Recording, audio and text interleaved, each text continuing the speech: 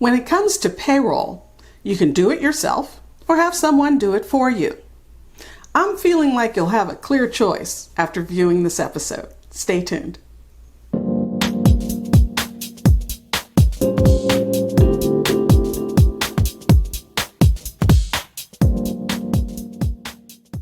Hi entrepreneurs, I'm Vicky Brown, and you're in the right place if you want to engage your team, boost your business, and grow your leadership muscle.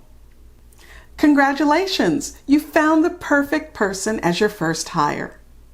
Oh right, now you have to pay them. When it comes to setting up payroll for your company, there are two ways you can go.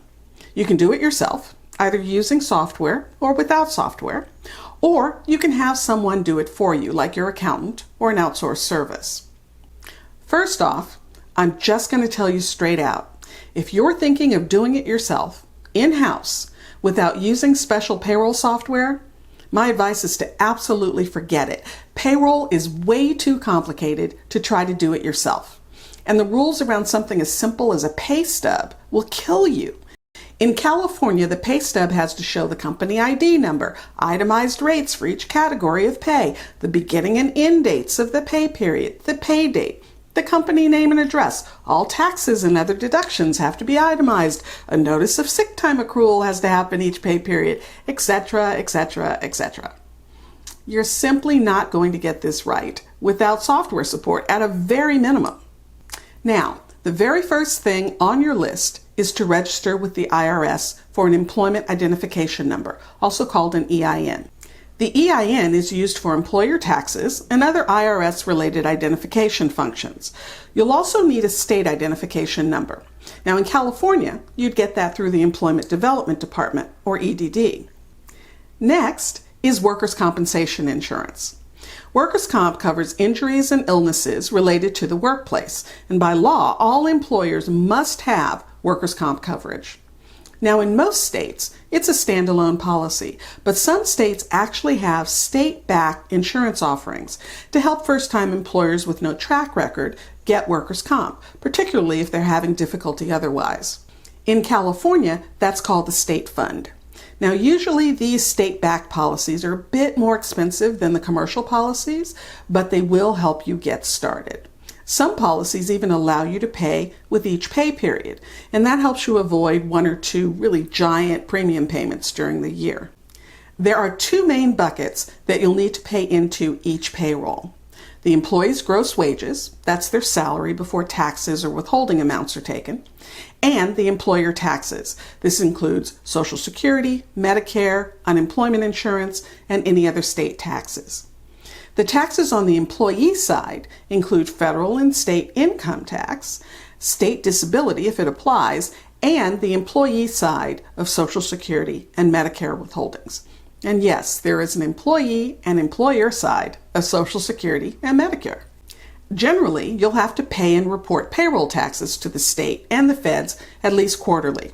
Now, if you use an accountant or an outsourced service, they'll usually take care of these filings for you. If you elect to go the do-it-yourself route, most software offers the option of including tax services, and with that, they'll do the filing for you, or not including tax services. Now, with this option, the reporting and tax filings are up to you. But remember, either way, you are the accountable party for the tax filings, so it's a good idea to review them carefully, even when they're done for you. Okay, that's the setup. Now, what about actually running the payroll? Here's some things to think about. How often are you going to run payroll? You can do weekly, bi-weekly, meaning every 2 weeks, or semi-monthly, meaning 2 times a month. I almost never see weekly payroll outside of specific settings like restaurants. Mostly I see bi-weekly or semi-monthly. And in California, you have to pay employees who are eligible for overtime at least 2 times a month, so the monthly payroll option is completely off the table. Now, let me clear something up. Bi-weekly and semi-monthly are not the same thing.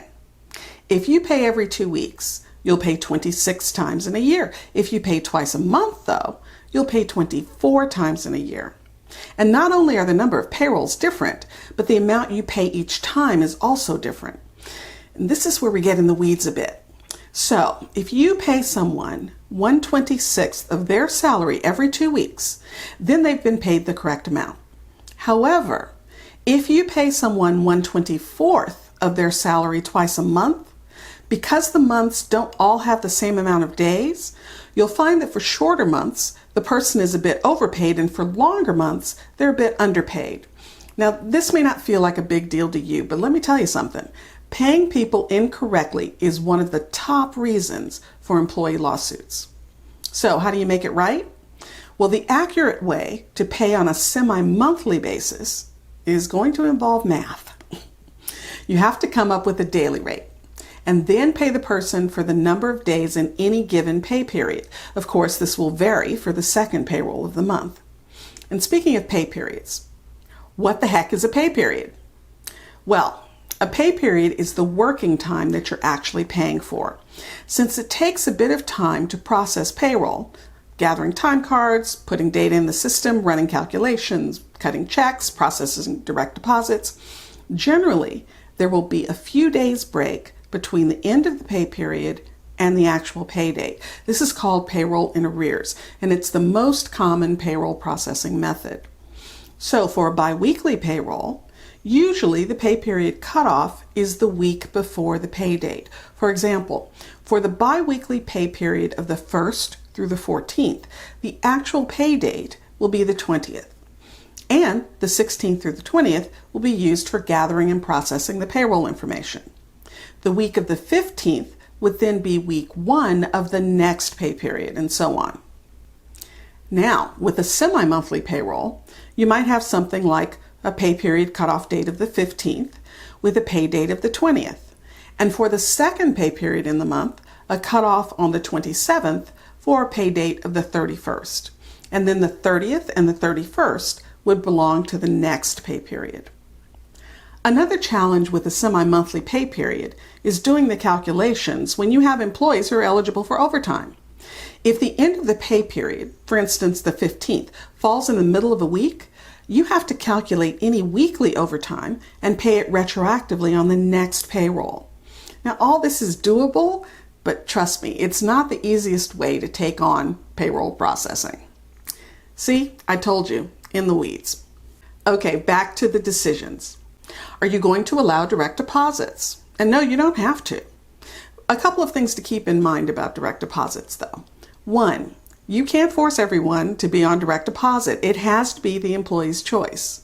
And 2, although convenient, keep in mind, with direct deposits, you have to fund payroll at least 2 days in advance so that banks can process the direct deposit allocations.